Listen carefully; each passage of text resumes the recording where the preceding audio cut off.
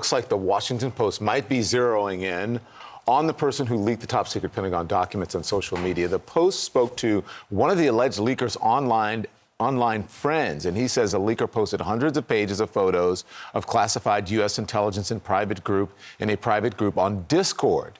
It is a platform that's popular with video gamers. Now, the friend says that the user, who is known as OG, indicated that he brought the documents home from his job on a military base. OG claimed that he spent some of his day inside a secure facility that prohibited cell phones and other electronic devices that could be used to steal secret information. I was first made aware of these documents, I want to say about 6 to 8 months ago. I was in a Discord server by the name of Doug Shaker Central. And in this channel, there was classified documents being posted by a user who I will refer to as OG from this point. The documents were often listed as Ukraine versus Russia at first. However, it slowly spiraled into just intelligence about everything. So the Post is reporting that OG took hundreds of photos of the actual documents and shared them with the group, including detailed charts of the battlefield in Ukraine and highly classified satellite images. National security reporter Natasha Bertrand is at the Pentagon with more. Natasha, this is an unbelievable story to read. He had been posting them for a while. The folks there didn't believe, that it was actually real. And the friend says that there were Russian users in this online group.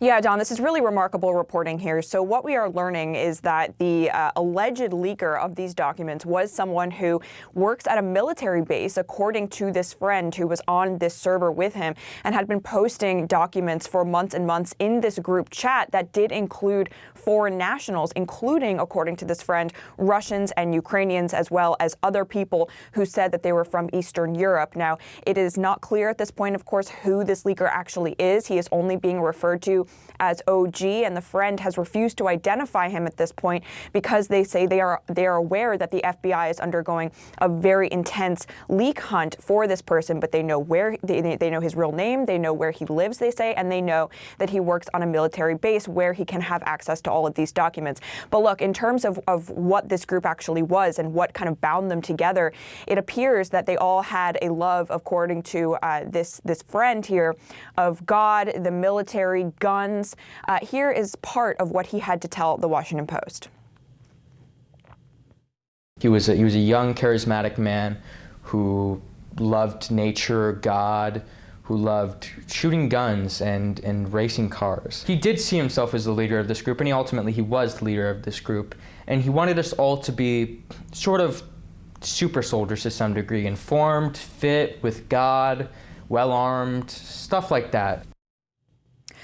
So originally, according to the Post, OG, the leaker, alleged leaker, was actually hand transcribing these classified documents that he was bringing home from his work every day. Ultimately, that became too tedious, according to this friend, and he actually just started taking photos of the documents themselves and posting them online. And those are the documents that CNN and other outlets have been reporting on for the last week or so that has spurred a massive investigation across the federal government for this alleged leaker, Don. Natasha, let's talk about his intentions here. Just to keep his friends informed, he wanted them to be informed about what the government was doing?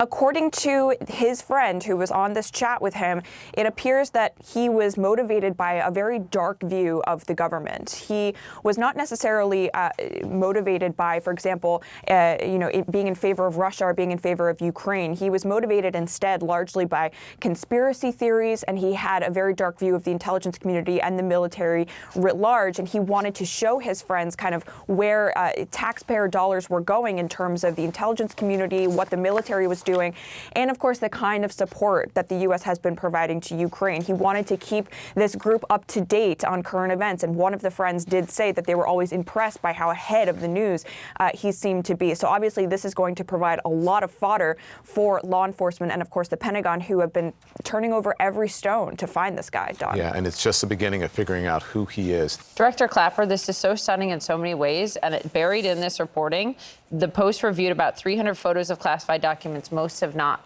been made public yet, which means this isn't over and there's more to come. What's your reaction? Well, it's not good, obviously, Poppy. This is a pretty serious thing, and I think when I first started reporting about this, I wondered how much more is yet to be revealed, and some of which, could be quite serious. So, yeah, for somebody who spends a whole life in intelligence, it's pretty disturbing. According to the Post, OG claimed that he spent at least some of his day inside a secure facility that prohibited cell phones and other electronic devices. So if they prohibited that, it also prohibits people who work there from printing. How does this leak happen then? Aren't people searched or what have you when they're leaving the facility to make sure they aren't carrying these documents? Well, Don, the system that we have is ultimately based on personal trust. That's why there's an attempt made to, use a fairly rigorous clearance process to ensure that people who are granted access to such classified information are trustworthy and are not going to expose it. So that's the weak link here, and tightening up administrative procedures, which is understandable. It's the feeling you've got to do something, but really the concern here is people, and people, if they are bent on exposing classified information, they'll figure out a way to beat the administrative procedures, and that's the real issue here. I thought this was striking, that his friend who talked to the Washington Post said that OG got upset many times because people weren't paying enough attention to these documents that he was posting. So he changed his tactic. Rather than spending time copying documents by keyboards, he took photographs of them and dropped them into the server. And he had to make his followers pay attention to this. It just sat there for months, ignored before.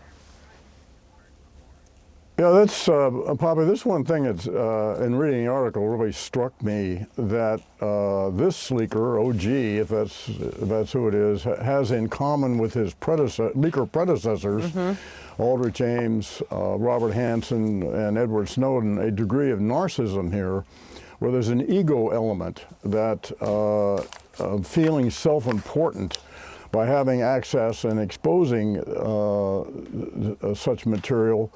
And then in this case, being irritated because people weren't paying proper attention after he'd gone to all the effort to purloin these documents. So that I found that striking, and something in common with his predecessor leakers. As you were reading the information in the Washington Post, I'm wondering if it gave you any insight into who this person could be, what their role could be at this facility.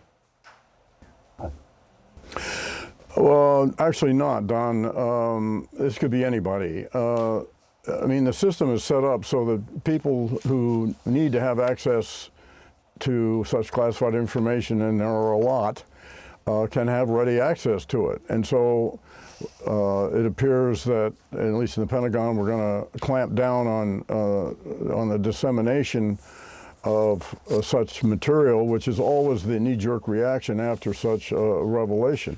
And over time, those procedures will prove to be onerous and inefficient, and they'll be relaxed. I can't tell, because this could be a very senior person or someone who's relatively junior who simply had administrative access. Yeah, well, we do know they were driven by conspiracy, because the Post reports that, OG was telling his followers the government basically set up the massacre at the Buffalo supermarket, to increase funding for police, et cetera. So sort of hooked them with apparent conspiracies. The site was called Thug Shaker Central. Yeah. Thank you, Director. Always a pleasure. Appreciate it.